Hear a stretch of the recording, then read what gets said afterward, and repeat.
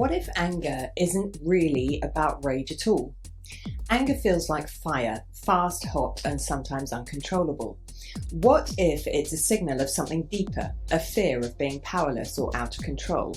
And what if the anger you feel today isn't only yours, but also a script you learned as a child and even inherited from your ancestors?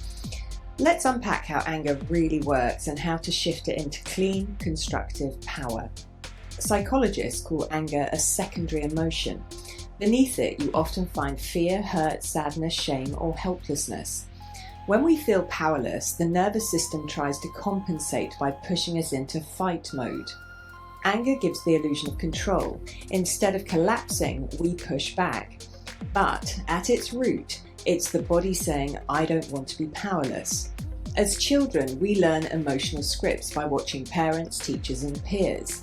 If anger was how people around you claimed space or power, your nervous system absorbed it as the default strategy.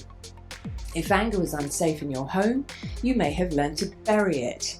And buried anger doesn't disappear, it leaks out in explosions later. These become neural shortcuts. When we feel threatened, the brain automatically says powerlessness equals anger. Modern epigenetics show emotional responses can be passed through generations. If your ancestors lived through war, poverty, oppression, or abuse, their survival depended on heightened fight or flight responses. Those imprints, the biology of vigilance and anger, can be handed down. So sometimes your anger isn't yours, it's a survival mechanism echoing across generations. When anger floods us, the amygdala hijacks the brain.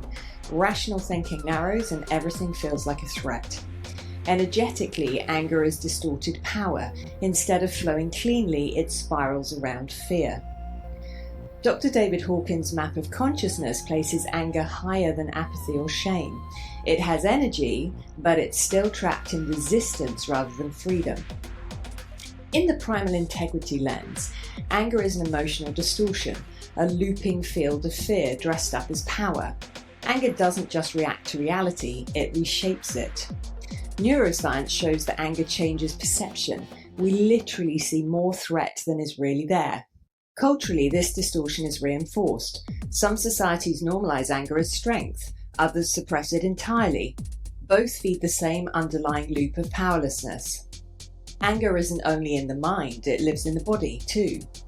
Common places it shows up: clenched jaws, tight fists, general inflammation, and especially in the liver, which many traditions call the seat of anger.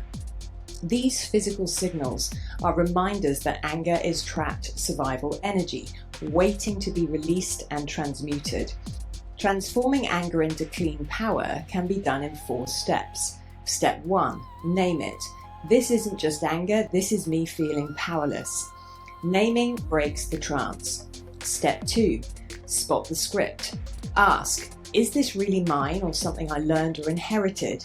That awareness itself loosens the pattern. Step 3, expand choice. Instead of reacting, ask, where do I still have influence? What's one small action that restores my power?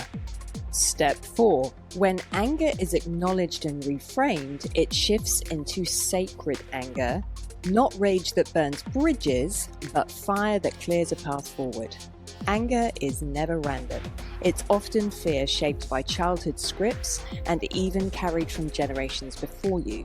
By understanding anger as the fear of powerlessness, you gain the freedom to stop recycling old patterns and to step into your own clean, grounded power instead.